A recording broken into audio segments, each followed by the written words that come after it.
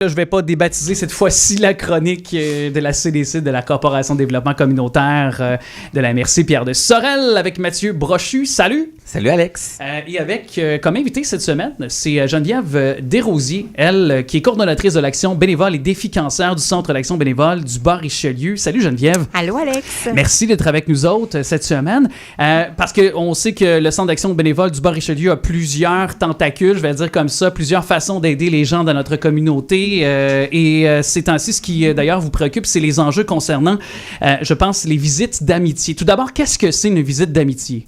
Dans le fond, c'est de jumeler deux personnes ensemble, un bénéficiaire et une bénévole, un bénévole, ensemble pour des visites qui vont être à chaque semaine.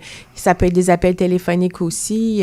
C'est pas mal ça. C'est bénéficiaire, dans le fond, de 65 ans et plus, qui vit de l'isolement, de la solitude, préalablement aussi, comment je pourrais dire, choisi par un travailleur de milieu. Là, Il y a un jumelage qui est fait, oui.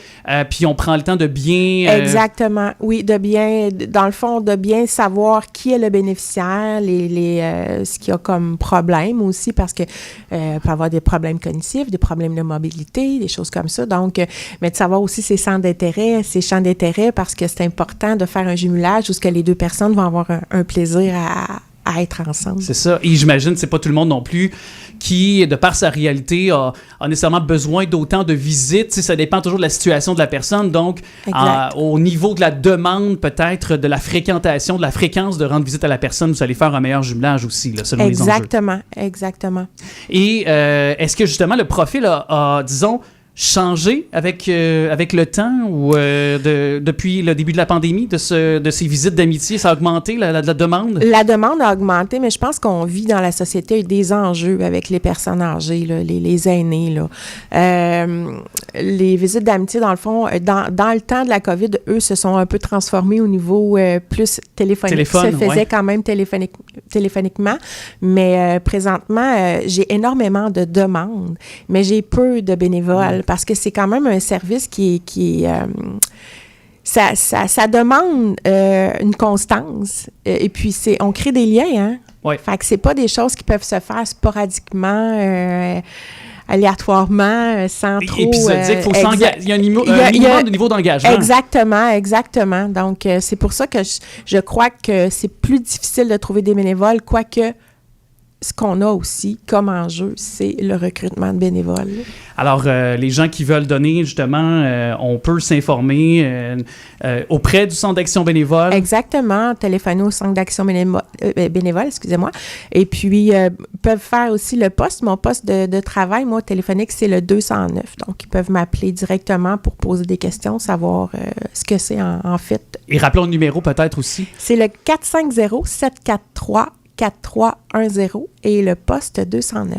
Merci Geneviève pour nous rappeler cette situation. Puis il y a une autre également situation qui, mais c'est là peut-être pour nos jeunes parce que c'est la semaine des maisons de jeunes, la 25e édition jusqu'au 16 octobre. On est en plein dedans actuellement. Et Mathieu, tu voulais peut-être raviver à l'esprit selon... certaines instances qu'on cherche du financement. Là. Exactement. On en parle souvent. Les groupes communautaires sont sous-financés. Les maisons de jeunes ne font pas exception et sont extrêmement sous-financés. Est-ce qu'on peut dire que c'est les sous-financés des sous-financés? Ben oui, ça fait partie de certains groupes là, qui sont sous-financés. Les maisons de jeunes, les groupes en déficience, mais tous les groupes communautaires sont globalement sous-financés, mais eux, c'est particulièrement criant. Ils ont la difficulté à offrir des salaires à leurs intervenants, qui sont des professionnels. On a besoin d'offrir 20 $ de l'heure à leurs animateurs. Puis c'est quand même les jeunes qui fréquentent les maisons de jeunes, c'est beaucoup de jeunes. 7 jeunes sur 10 le fréquentent une fois par semaine. 3 jeunes sur 10, ils vont plusieurs fois par semaine. Puis ils vont parce ils ont un lien avec leur animateur qu'ils veulent garder. Il y a confiance. Il y a un lien de confiance qui se développe avec le temps. Et malheureusement, il y a beaucoup de difficultés à faire la rétention du personnel à cause des salaires. T'sais, on va aller travailler dans la restauration rapide, on gagne 18 $ de l'heure, puis dans plusieurs groupes communautaires, dont les maisons de jeunes, on offre à peine plus pour des professionnels qui ont des formations dans le domaine, souvent en éducation spécialisée, en travail social. Donc, c'est des gens qui sont très importants pour nos jeunes. Alors, message, j'espère qu'il sera entendu par le gouvernement parce qu'il y a une mobilisation là, médiatique actuellement de par les rassemblements de maisons de jeunes du Québec. Là. J'ai vu ce matin les grands titres aussi sur certaines plateformes. Alors, ça fait à la suite un peu ton intervention à ce que déjà ça se trame actuellement dans la l'actualité. Puis si les gens veulent avoir plus d'informations, là, le rmgq.org, c'est ce lieu, cette plateforme pour aller voir toutes les informations dans cette semaine là, des maisons de jeunes actuellement là, qui battent leur plein. Alors, un grand plaisir. Merci beaucoup, Mathieu. Merci, Alex. Merci à toi. La musique de Amir et c'est dès maintenant, ce soir à CJSO 107.